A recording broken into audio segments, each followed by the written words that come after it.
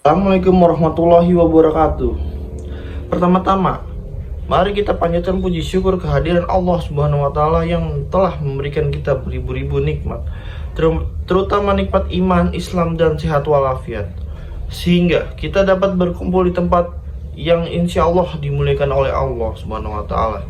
Sholawat dan salam semoga tetap tercurah kepada junjungan kita Nabi Muhammad SAW yang diutus oleh Allah Subhanahu wa taala ke bumi ini sebagai rahmatan lil alamin.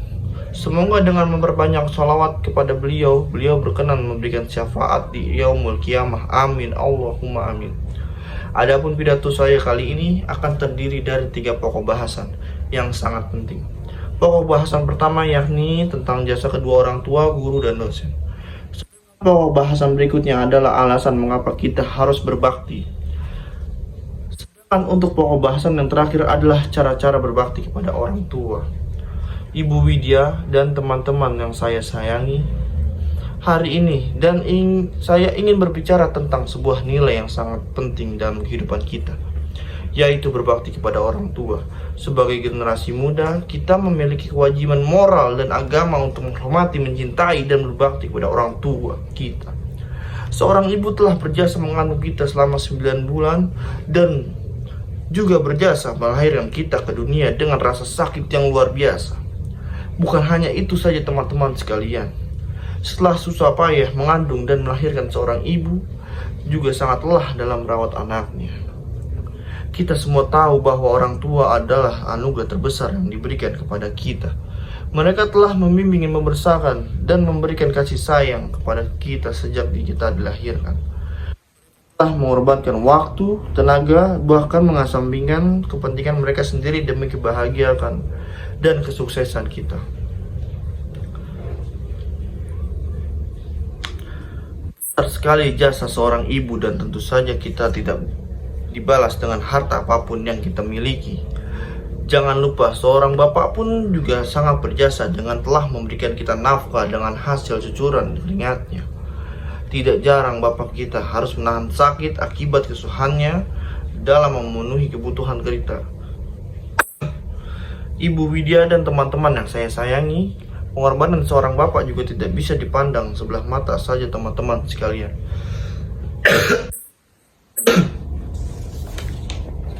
Tanpa perjuangan dari bapak kita, rasanya tidak mungkin kita bisa berdiri di kampus yang kita cintai ini. Di samping alasan itu, kita juga harus berbakti kepada orang tua karena Allah Subhanahu wa taala telah memerintahkan kita untuk berbakti tanpa alasan. Sebagai hamba yang taat kepada Allah Subhanahu wa taala, sudah seharusnya kita melakukan apapun yang Allah memerintahkan kepada kita semua. Salah satu perintah Allah Subhanahu wa taala yang sangat jelas adalah berbakti kepada orang tua.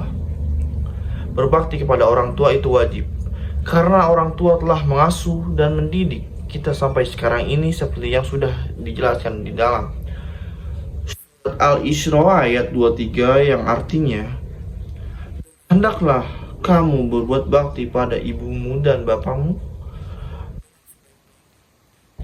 Salah seorang di antara keduanya atau keduanya sampai berumur lanjut dalam pemeliharaanmu, sekali-sekali janganlah kamu mengatakan kepada keduanya perkataan janganlah kamu membentak mereka dan ucapkanlah kepada mereka perkataan yang mulia.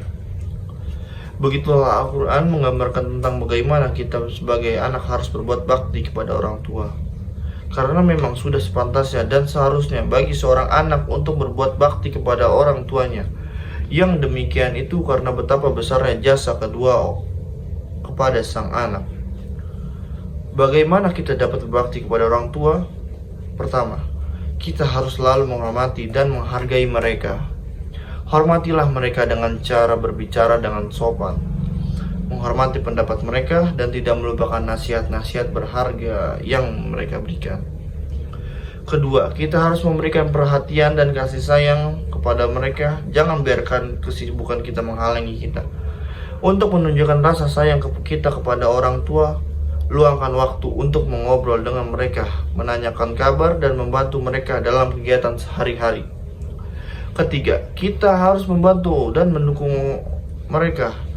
Orang tua tidak selamanya memiliki energi dan kesehatan seperti dulu. Oleh karena itu, kita harus siap membantu mereka dalam hal-hal yang mereka butuhkan, seperti tugas rumah tangga, perawatan kesehatan, dan masalah keuangan. Dalam biarkanlah mereka merasa sendirian dalam menghadapi berbagai kesulitan. Ibu Widya dan teman-teman yang saya sayangi, di samping menghormati orang tua, kita harus juga menghormati guru dan dosen, karena beliaulah yang menghadirkan kita menjadi seorang yang berguna pada masa yang akan datang. Walau bagaimana tingginya pangkat dan kedudukan seorang, mereka pasti bekas murid yang tetap berhutang budi kepada gurunya atau dosen yang pernah mendidiknya pada masa dahulu. Betul? Guru atau dosen adalah tiang penyangga pendidikan yang menjadi penerang dalam gelapnya kebodohan. Adalah individu yang dengan sabar dan penuh dedikasi memberikan ilmu, wawasan, kearifan kepada kita sebagai murid-murid mereka.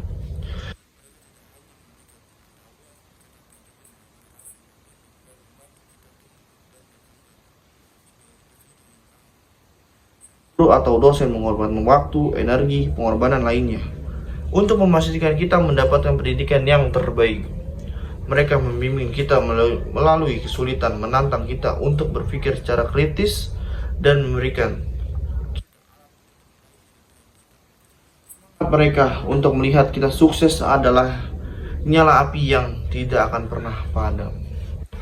Oleh karena itu, Islam mengajarkan kita supaya menghormati guru atau dosen dan memuliakannya sebagai mana kita memuliakan ibu bapak kita, karena merekalah yang menyampaikan ilmu kepada kita untuk bagaimana di dunia dan di akhirat, dan juga sebagai pengganti ibu dan bapak kita bila kita berada di sekolah atau kampus. Ibu Widya dan teman-teman yang saya sayangi, kita dapat menghormati jasa guru atau dosen. Pertama-tama, kita harus memiliki rasa hormat yang mendalam terhadap mereka. Hormatilah guru dan dosen kita dengan memberikan penghormatan yaitu pantas, termasuk mendengarkan dengan penuh perhatian saat mereka memberikan pengetahuan, mengikuti peraturan dan tata tertib yang diterapkan, serta melakukan mereka dengan sopan dan santun. Harus menghargai ilmu yang mereka berikan. Ilmu yang mereka sampaikan bukan hanya berarti sekedar angka atau nilai dalam rapor, harta yang akan mengiringi kita sepanjang hidup. Jadilah siswa atau mahasiswa yang tekun dan rajin belajar.